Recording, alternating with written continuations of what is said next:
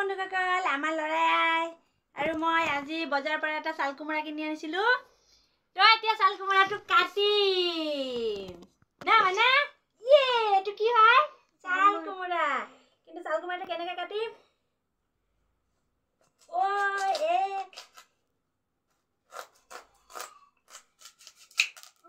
চাল কোমৰা কাটিলো, ভিতৰত দেখোন তৰমুজটো বেয়া। চাল কোমৰাটো কিনি আনিছিলো, এতিয়া চাম ভিতৰটো ইমান ভাল নহয়। 20 টকাটো মোৰ এনেই গ'ল।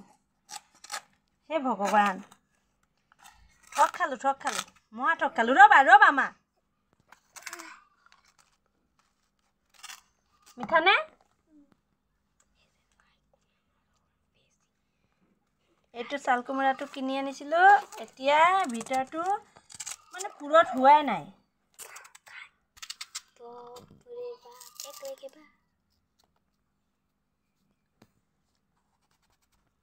এই পইচাটো এনেই গ'ল।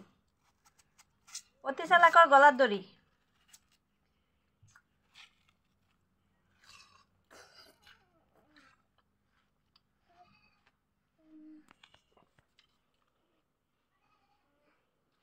কি কৰা যাব? তৰমুজটো ইমান ভাল নহয়।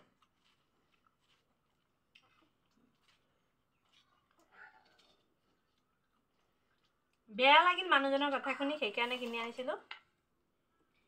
কিন্তু তৰমুজটো ইমান এটা ভাল নাপালো।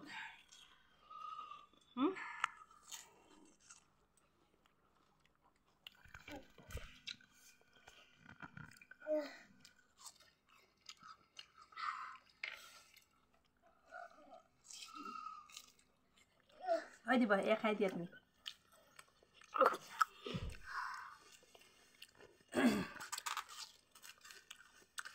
তৰমুজ কিনিলে সদায় এইটো তেলতেলীয়া চাই কিনিব লাগে। মানুহজনৰ পুৰা আৱেগিক হৈ আছিল, যিহেতু তেওঁৰ আজি বেগৰ পৰা কোনোবাই টকাখিনি চুৰি কৰি লৈ গ'ল।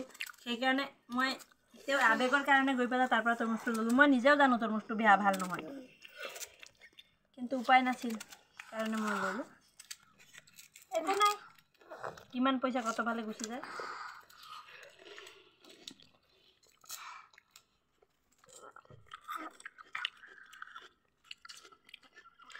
Bye bye. আমাৰ ভিডিঅ'টো ভাল লাগিলে লাইক শ্বেয়াৰ কৰিব, কমেণ্ট কৰিবলৈ নাপাহৰিব।